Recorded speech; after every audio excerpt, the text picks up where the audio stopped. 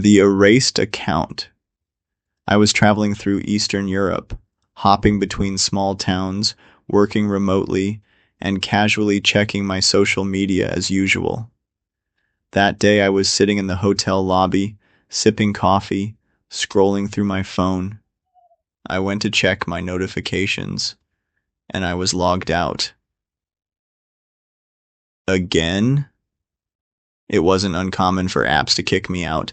I entered my login details, but this account does not exist. What? I tried my phone. Same message. I checked my email. No security alerts, no warnings, nothing. Hacked? I searched my username in the browser, but it was gone. Not deactivated, not suspended, just gone. No posts, no profile, no history.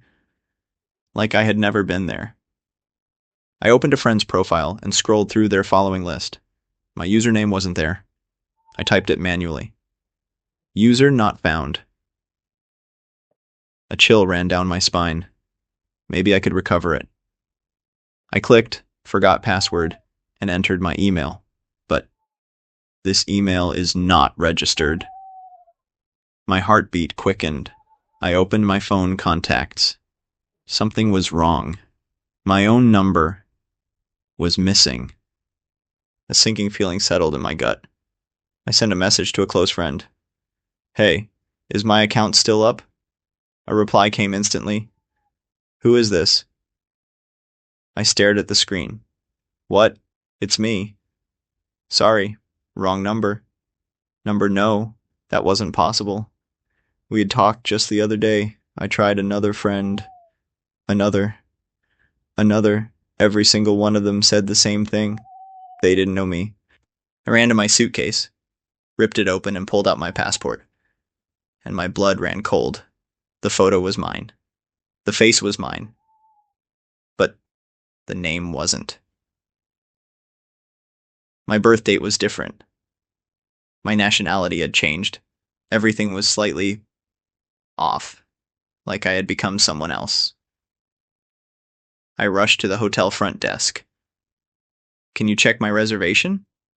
The receptionist nodded and typed. Of course, your name, I told her. She frowned. I'm sorry, but there's no reservation under that name. My stomach dropped. I checked in yesterday, I said. She shook her head. There's no record of you in our system. I yanked out my phone to show my booking confirmation email, but it was gone. I scrambled for my credit card. At least my payment history would prove I was here. I flipped it over, and my breath caught. The name on the card wasn't mine. What is happening? My hands trembled. I could feel the world slipping away. Then my phone screen went black. A second later, it flickered back to life. A single message appeared. Connection established. And below it, a single question. Who are you? I stared at the screen. I wanted to answer, but I no longer knew the answer myself.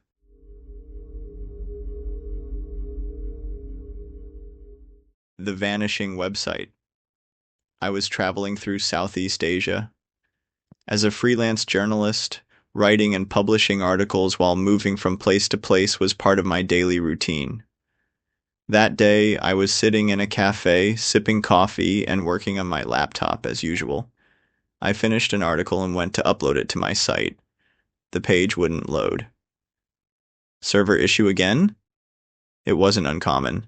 I tried accessing the admin panel, but this site does not exist.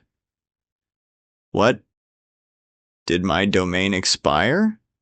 No, that couldn't be it. The contract had over a year left. I opened the hosting provider's website to check my account status, but my site wasn't listed anywhere. Wait, no. Panic crept in as I reached for my phone. I tried accessing my site from there. Same result. No trace of my URL, no cached pages. It was as if the site had never existed. This isn't possible. I messaged a friend.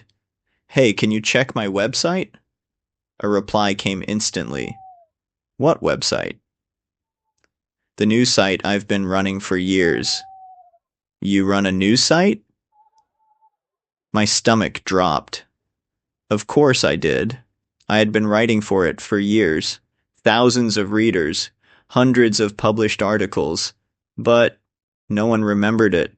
I opened social media.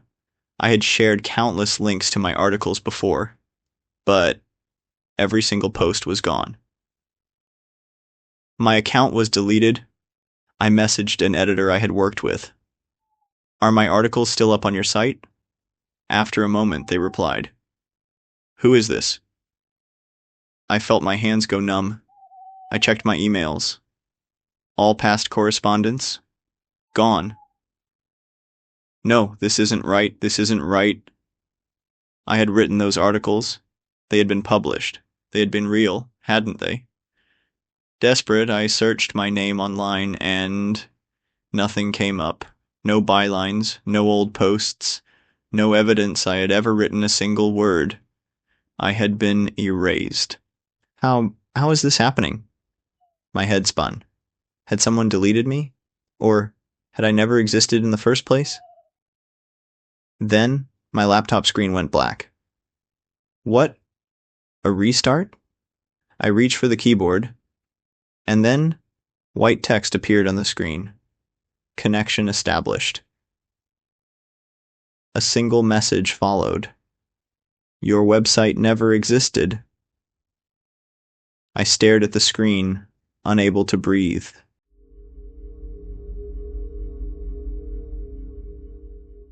The test drive. I was looking for a used car in a South American country.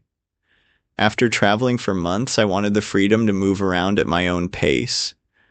I visited several used car dealerships before finding a black sedan that caught my eye. For its age, it was in surprisingly good condition. Can I take it for a test drive? The salesman hesitated for a moment. Sure, go ahead, he said, handing me the keys. I got in and started the engine. For an old car, it ran smoothly.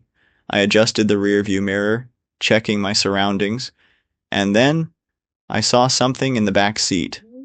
A dark shape, a figure, just for a split second. I spun around. Nothing. Just my imagination? I checked the mirror again. This time there was nothing. Still, a strange unease settled in my chest. Shaking it off, I pulled out of the lot and started driving. After a few minutes, I noticed something odd. A faint smell. Like burnt metal. Like blood. What the hell is that smell? I pressed the button to roll down the window. But the windows wouldn't move.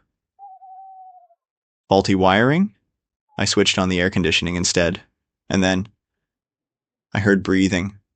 A slow, deliberate inhale coming from the back seat. I stiffened. The car was empty. It was supposed to be empty, but I could feel it. Something was behind me. Slowly, I glanced at the rearview mirror, and there, a shadow peeked out from behind the passenger seat's headrest. My stomach dropped. I slammed my foot on the brake, but the brake didn't work. No, no, no, no. I pressed down harder. Nothing. The car kept moving. Then, in the mirror, the shadow moved. The back door unlocked and opened. Cold air rushed in. The burnt metal smell grew stronger. And then, something climbed inside. A weight settled on my shoulder. I couldn't move. I couldn't breathe. Every instinct screamed, "Don't look." But my neck started turning on its own. From the corner of my eye, I saw something black, shifting, and then a low, guttural sound rasped near my ear. I clenched my teeth and yanked the steering wheel. and in that instant, the brakes suddenly worked. The car came to a screeching stop. I threw open the door and stumbled out, gasping for air. When I turned back, the car was empty. Shaken, I ran back to the dealership. I found the salesman and forced myself to speak. "Something's wrong with that car." He looked at me for a long moment. Then he shook his head. "You don't understand," he said quietly. "You were already driving something wrong." "What do you mean?" The salesman hesitated, then met my eyes, and said, "That car was totaled in an accident a week ago." I felt the blood drain from my face. Then, what the hell was I driving?